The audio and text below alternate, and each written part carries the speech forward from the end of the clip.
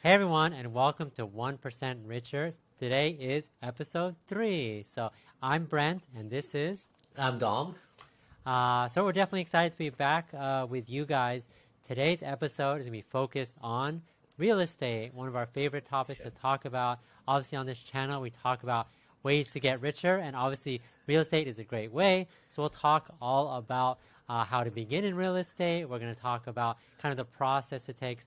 Personally, I don't own any real estate at the moment, so I'm going to be taking a back seat and asking Dom, who's an expert in real estate, all these questions I don't know today. about expert, but definitely has some experience on it. um, Expert compared to me. But yeah, if you guys have any questions, we're going to answer some questions today that I think are the most common questions when starting real estate, when considering real estate. But if you guys have any questions, definitely leave them in the comments below.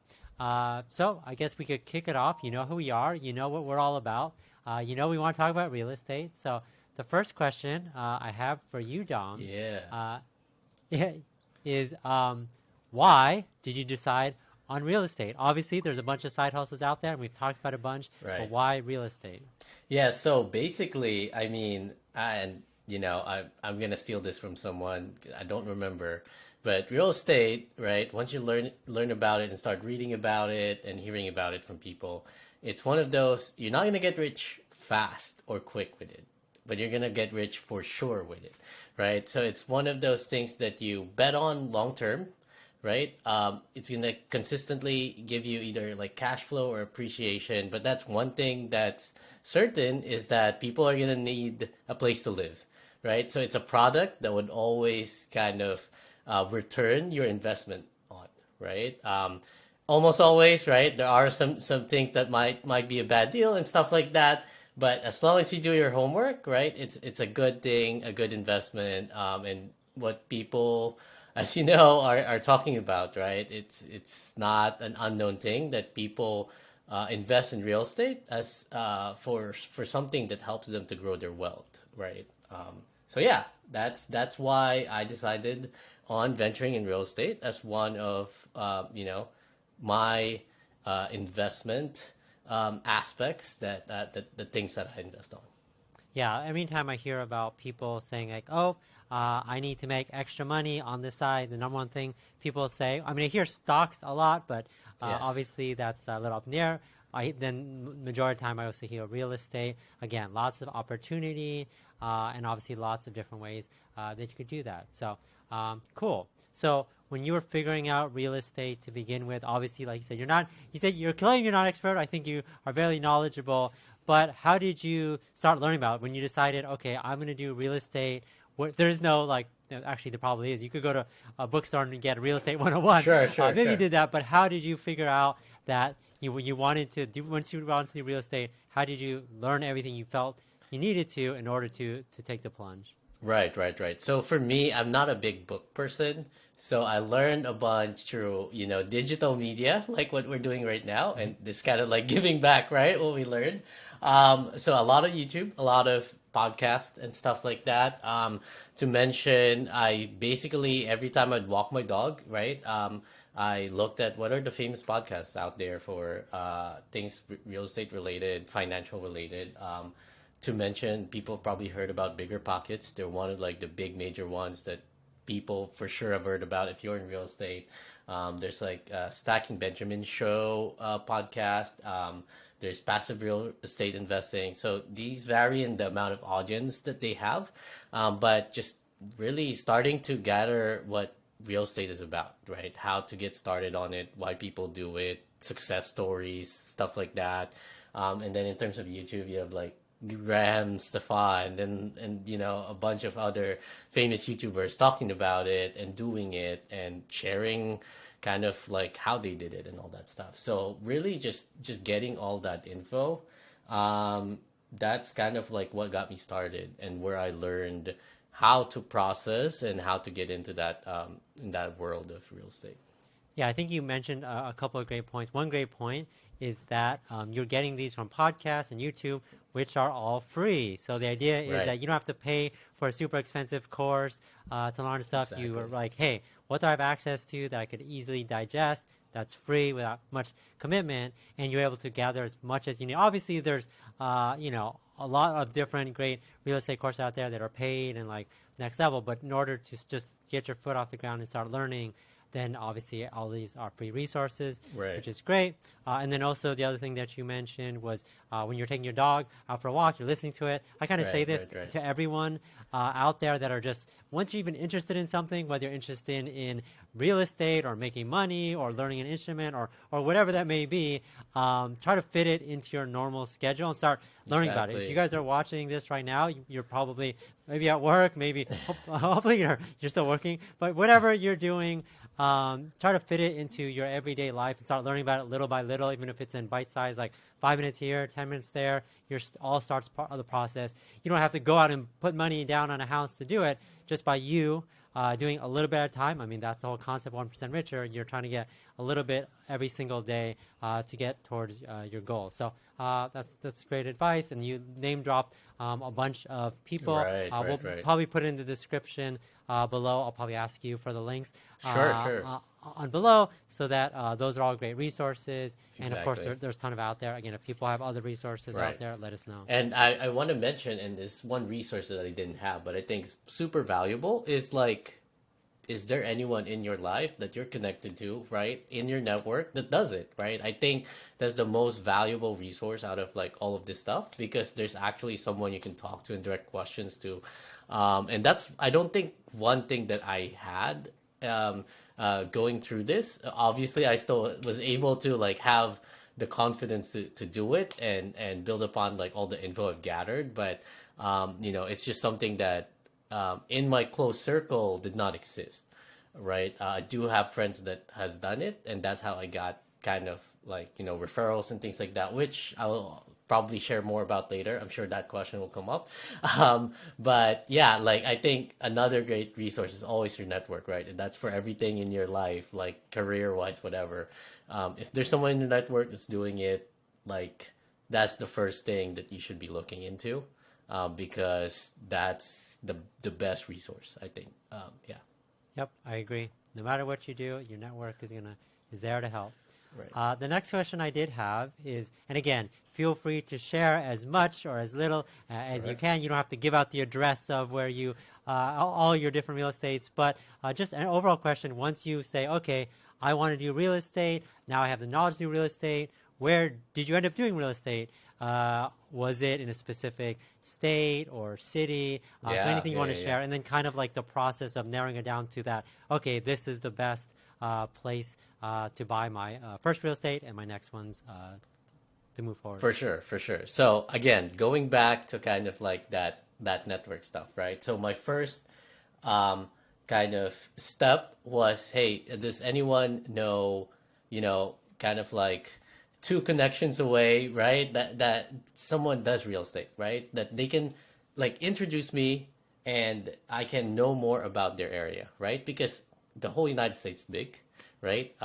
Choosing to do it. Right. Yeah. Yeah. And by the way, I've decided I'm going to do it out of state, right? And that's just because real estate within like we live in California, real estate within California is very difficult, especially if you're just starting out, right? Like people probably know the crazy prices going on here and all that stuff. Not to say that it's impossible, but for people starting out, we probably don't have the big capital, or as your first purchase, you don't want to obviously put in a ton of money, right? Because you're just getting your feet wet. It's a lot harder to have confidence it's here, unless obviously you're already rich, right? Or, I don't know, you get your funds somewhere, then go for it, right? I don't know if you remember, but like you connected me with a realtor that lives in Nevada, right? So that's kind of like one of the places that you would see from Googling, okay, what are the top places that people are moving into, right? You've got the Austin, Texas, you've got Las Vegas, stuff like that, right? So connecting with people and figuring out, okay, what are you seeing? What are the trends in there? And another background context, I started doing this back in 2021. So this is when like, the height really, right? Like of some people obviously are feeling the pain of like, how am I ever gonna be able to buy a house, right? When things are climbing up. But At the same time, you got all these investors because money is, well, they say money is free just because the interest rate is super low, right? Like that's when you dip below 3%. And so people are able to kind of like ask for more loans and stuff like that for the money that they have. Um, anyway, that's a bit of a digression, but yeah, it's basically network, right? I asked that realtor a bunch of questions, and not just that, because I'm doing this out of state. It's not just about the how you're gonna find this place or the first house that you're gonna invest in, but who's gonna manage it and how you're gonna do it, right? So I asked also a lot of property management in the area to get more information, what they're seeing in the market, and all that stuff. So this is the same process applied to every different location that I was able to kind of narrow down, right, from a list of like 20 down to like five. And then it's doing the math, right? Like which place makes sense, either which one is going to give me a cash flow, which one is going to give me appreciation, which one's a balance between the two, stuff like that. So, and then it's about figuring out personally, what are you looking for, right? So my personal metrics are, I want a balance between the two. I want a place that appreciates, and I want a place that cash flows, right? I don't want to be not earning anything or be in the red potentially, because if you manage real estate, you're gonna have to have expenses. That's just the thing, right? That's for every business, everything that you're gonna do. So I want something that is able to give me back some padding so that I can have some kind of savings for that, right? I might not be caring about the money yet, or the big cash flow yet, because, oh, I still have a job. That's where I get majority of my expenses, personal expenses, that is. But I still want something where that investment side of things, I don't have to take the money out of my personal income or my active income. So those were my biggest criteria. And so in the end, narrowing that down, I had a friend that invested out in North Carolina, hooked me up with a realtor over there. I calculated all the maths and stuff, and that's the place that worked out for me. So that's where I got my first real estate. It's in North Carolina near Raleigh. It's called in the Piedmont Triad area, where it's like I think they call it like the research circle and stuff like that. But that's where my first property that I got is.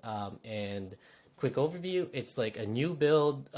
So no need for me to, it's like turnkey, right? The moment I bought it, it's ready for a tenant, right? To get it. So I was looking for the easiest way to get started, right? I didn't want to deal with rebuilding something, renovating something, because that means more work, more research, If something contractors, breaks, stuff like you that. don't want to deal with it. Exactly. I just want, like, I wanted something that, hey, this, I purchased this and it's ready, right? And that's maybe for some people, they want something that they can put more sweat equity in, right? Obviously, building, like having Right. a new place is probably a little more expensive than if you can find a deal that's more, you'd have to fix up a little bit. But yeah, it's just a matter of your preference. Yeah, I think you had a bunch of great points there. Obviously, everyone is going to be different based off where they want to look and their criteria. I thought it was smart that you kind of have like, okay, these are the things that I want answered, and this is like the criteria that I want to look Right. at, and then you can apply that to each of the different cities and areas that you look at, and then obviously you figure out, hey, this is my first time doing it. What makes the most sense for me? Not only in the short term to get that cash flow, but also in the long term for if you potentially sell and the equity goes up. So obviously, good move. I had a follow-up question to kind of that. When you're Yeah, looking at each of those areas, did you have like a range of budget that you were yeah, thinking about? for sure. Again, feel free to share as much as you're willing to, but I think it's important because, like, yeah, like you said, if someone has unlimited budget, they could just buy it, Right, the right, next street right. over or in California, where like that. But obviously, you bought in North Carolina, where coming from California, obviously, probably goes a lot farther there.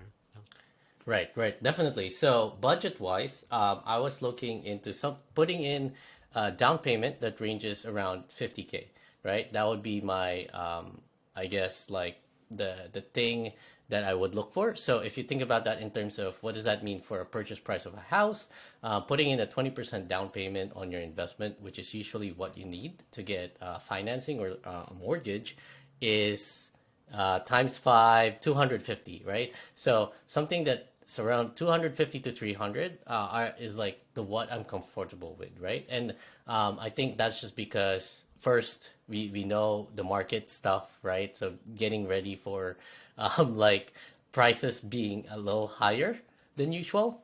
And we can talk more about that. I think there's a lot to dive into that too. And then I think because I've honed in on my location, that's kind of like the price range that was in that location, right? Obviously, you can go to a different location where house prices you can still find 100K or even less houses, right? It's just about like what you're willing to trade for that price, right?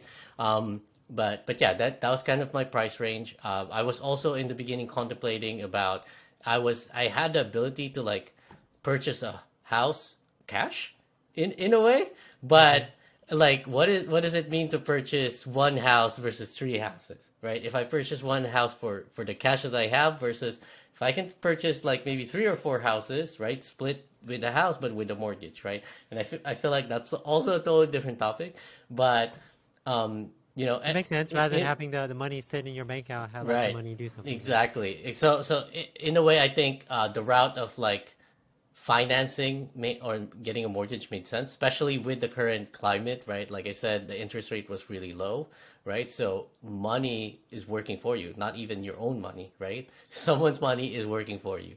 So it's just about the math in the end. But yeah, that was kind of like my budget. That my first purchase ended up being around 330, I think. That was the price of the house. Um, and yeah, so that means putting down around 70K for the down payment for that house. Okay, that sounds good. Yeah, kind of had some little bit of follows, but I think these Sure. next couple of questions that I have, kind of you already answered them. But what type of rentals were you looking for? You obviously mentioned Right. a house. What made you decide a house versus like an apartment or a condo, for example? Because when I think like, oh, I'm starting out, maybe I start off as small as possible. How did that kind of change your mindset, or why did you choose a house? Yeah, so there are two mainly things I was considering when I was starting, which is either like like it's definitely a residential type property. Oops, sorry. It's okay, you're hustling. Yeah, It's just your it's getting your lost. Hold it's on. your Let me realtor saying, try to mute all this stuff, but I can't promise I'll be the last since I've got so many devices connected with everything now. Sorry. So yeah, I wanted to do residential because that's kind of like the most of the information that I got, right? When I was doing my research, that was the one thing that was more readily available. So I was more confident going into that. I had just more information on that stuff. One thing that was either a single family home or a multi-family home, right? Meaning a duplex or a triplex and all that.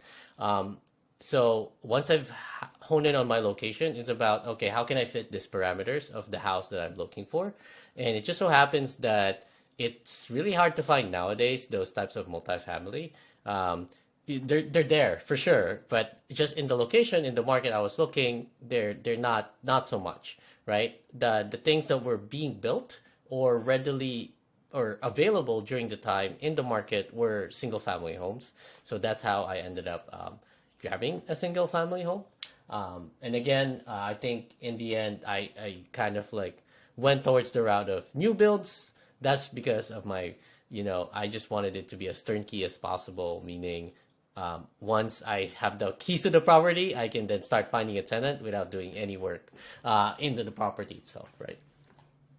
yeah, I think that's smart, and I think is if you have the luxury to do so, like, I guess again, we're all about on this channel finding ways to make money, and the idea is part of that is as without any headaches or stress and as easy as possible. But we'll definitely work, but as easy as possible. And so when Right. I think of like, hey, if you're buying a 50-year-old house, there's always a chance you rent out to someone and it's not close by. When something breaks, it just seems like a headache. And for someone new, you hope that you have at least 5 years before there's any issues that are going on with the house. But the idea is like, okay, you could focus on other things. You don't have to like have that stress. And I think that makes sense, especially for a first rental. You want to make sure everything is as smooth as possible. So it's a good move. This next question, maybe these next two questions kind of go into each other.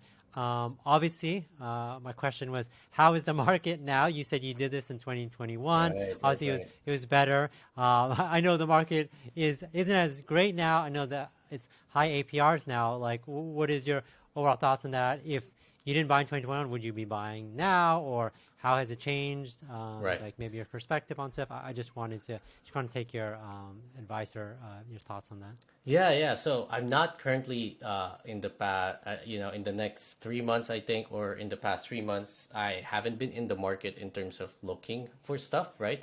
So I can't tell you experience-wise what that's like. But I still keep up with the news, of course, and I still listen to my podcast, look at YouTube, right?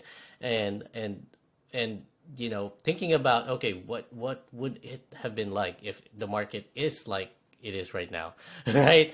It would have been much harder, I think, especially if you're looking for that quote unquote easy way, because the math changes now, right? The math was good when you're looking into in an interest rate of like 3%, which was what my first property was, first rental property was, and cash flow makes sense. There's cash flow, right, and all of that. And now, as you can see, prices have kind of stabilized in a way, or have started to kind of go down in some markets, but now your enemy is not kind of like other people outbidding you because people just had can increase their budgets because of the low interest rate, but your enemy is the interest rate, right? So in a way, it's the same market, just different like variables, right? You're gonna have to increase your monthly payments because of not because of other people outbidding you, but the market being really tough right now. So I think one thing to consider right now is that it's going to be a lot harder a little bit to look at properties. I think there's going to be deals out there for sure. And actually, if I'm in the market right now, if I had capital, I would still go in for sure, right? Like it's always better to act now rather than later, right? You hear that, right? Like the best time to invest is always yesterday, right? We keep saying that. So I still do it, but it's not gonna be as easy as before, right? But there will still be deals out there to look for. It's just keep whatever you decide as your criteria. Don't rely on that, right? Like rely on your formulas. Like if that was your formula before, keep at it, because like if your formula is like I want to make at least 5% on cash and the place appreciates this much, then there's no reason to like stray away from it, because you'd still find things that fit on it, right? So yeah, it might just be a little harder, but yeah, guess what, like I said, there's a lot less competition right now. You had 2 years ago or a year ago, those institutions that buy in real estate, like the what was that, like Open Door and Redfin, Zillow, they bought crazy amounts and then realized that it's not working out for them, right? Or they started selling off at lower prices, and they're obviously, because of the stock market right now and the financial stuff, they're obviously not doing that right now. So you have less competition, except like the interest rate and maybe even other motivated investors as well.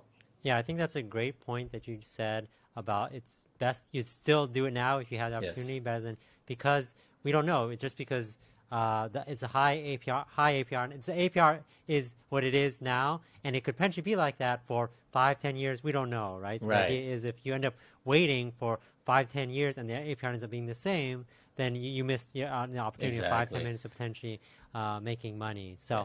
obviously that's just something to think about. I think that makes a ton of sense. You Right. obviously mentioned a bunch of great advice for beginners, but that was Right. my next question. Is if someone was to start today, obviously, besides listening to podcasts and videos and looking at places, do you have any general advice? I know you gave a lot already on what someone should do if they are new to real estate. Again, I'm always looking for new ways and new places to do and buy, or I'm always trying to figure out ways to, hey, if I don't spend money here, can I invest in real estate now? But Right. if you had any thoughts for Yeah. people looking to start investing today. Right. So first, I'm gonna tie this off, like because I think it ties from the previous discussion and to now as well, right? Like with advice, and it ties into like invest as soon as possible. And I don't know who said this, and I think someone else definitely said this. But with real estate, right? You don't wait to buy real estate, just like you said. You buy real estate and then you wait, right? That's how you invest in real estate, and that's how you win in real estate. Now, advice for people trying to get into real estate. There's so many ways to get into real estate, right? My path was the buy and hold strategy of like I want to buy and hold it for long term, rent it out, get consistent monthly income from it, wait for appreciation, reevaluate in 5 years, and then reinvest whatever equity or cash that I've gotten on that thing, right? So that's been like my original goal. Now, I also have short-term rentals and real estate as well as part of my, I guess, real estate portfolio, which we can talk much later on, I'm sure, in a different episode. But you can get started in real estate with literally $0, right? Like people get started, and this is coming from like real success stories. You don't need like a capital of 50 grand or 20 grand even to start in real estate. And you can get into long-term real estate, short-term, either be a real estate professional, right? Or things like wholesaling, arbitrage. If you don't know what those terms mean, that's fine because yeah, I'm sure as you learn more about real estate, you'll find out. But if you're at all like tiny bit interested and want to get started, I definitely encourage you to just like yeah, like start learning about it, start listening to podcasts, start reading books, right? There's like in nowadays like information's everywhere, but obviously also be careful, right? Scams are everywhere, right? So don't just like trust or give your money to the first person that offers you like, hey, I'm gonna get you 30% return, right? Like if it's too good to be true, it's probably is, right? So always compare, do your due diligence and stuff like that. But the good thing about real estate is like I said, yeah, like it's all about like your how much sweat you want to put in terms of you're gonna do your research. You can have zero money, but you're gonna put in a lot of work, or you want to put in less work, but you have the capital, right? You'll always find a way to work that into real estate. So yeah. Cool. Some great advice. And my last question that I had is, what is your long-term real estate plan? Is it, and you don't have to tell me, I don't want to Yeah. know in a couple months. I don't even think I even want to know maybe in a couple years. Like, but where do you want to be in like maybe 10, 20 years? Like, what does this look like?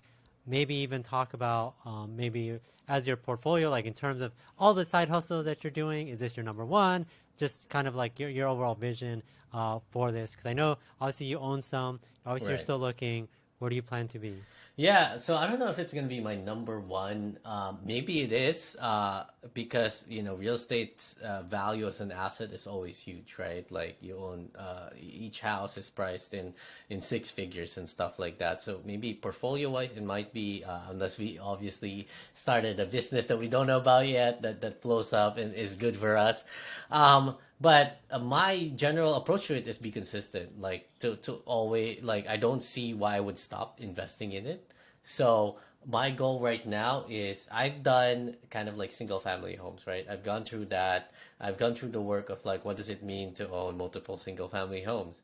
And now as I learn more about the process, like I want to tend to move towards um, a bigger kind of scaling in a way, right? So getting one door or one rental at a time, right, is in a way you're doing a lot of work. It's not, I would say, too much work that you shouldn't even think about it or be scared of, but think about buying one house versus one apartment, right? Like an apartment, the amount of work you're gonna do is probably not 10x, right? It's probably like 2x, but you're gonna have like a lot more doors and a lot more units that translates into more cash flow for you and probably more equity for you, right? It's a bigger property. So that's kind of my plan right now is okay, I've experienced kind of like a smaller property, right? I want to jump into like bigger ones now, and that's where I'm kind of hedging towards my research is like, what does it mean to own an apartment or a bigger property with multiple units, and is it straight up and learning about it, there's actually multiple ways as well, right? It's not always that you just have to buy or partner with someone else so you can buy like a 10-door apartment or something like that, but you can go into syndications and other funds and groups that purchase things like that. And as you learn about stuff, and it's definitely something that I can share also on a different episode, or when we look back at this.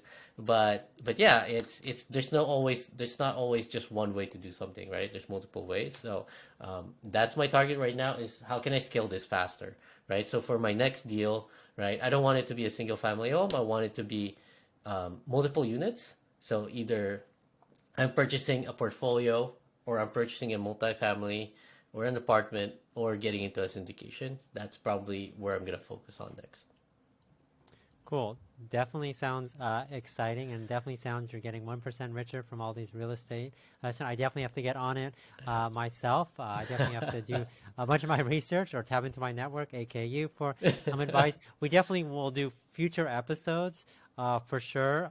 Just kind of catching up on, like, have you doubled your rentals? Maybe things have changed. Other advice you want to give? I think that would be cool. Obviously, taking a deep dive maybe into some of these things that you've mentioned. But I think Yeah. it's a great start. And I think a lot of people out there who are interested in real estate should definitely, like you mentioned, really think about the different options that they have. Think about the budget. Think about location, and just start listening and absorbing all this information. Because I think there's a ton out there to get. So Yeah, if yeah. like to our audience basically, right? Like let us know what you want to know more, what you want us to dive deep into, right? Like I said, I started this about 2 years ago, so I have 2 years of like in a way data that I can share, and that's one thing that's probably a good follow up is like how are they doing, right? How's my real estate doing and stuff like that. Definitely open to share that so that it can benefit people and as a point of comparison or reference for people starting out and all that. So yeah, let us know what's most interesting to you. And again, just you know, don't forget to voice out and comment and tell us yeah what you want to hear. Cool. So yeah, thanks everyone for watching. Again, we'll have some follow-up episodes. Again, checking in, talking all about all things real estate. Obviously, we're going to focus on some other side hustles out there. If you guys have any side hustles that you guys are doing that you Yes. think we'd be interested in, definitely let us know in the comments. But yeah, we appreciate all the time that you guys have been spending with us. But definitely, if you guys enjoyed this video, don't forget to like and subscribe. But yeah, until next time, thanks, Dom, for answering all our real estate Yeah, questions today. thanks. And But yeah, enjoyed thanks this everyone. Q&A and we can do a Q&A with me asking you questions about your stuff next Yeah, time. we'll have to figure out what topic that's gonna be. But cool. Thanks everyone for watching. Catch you guys next time.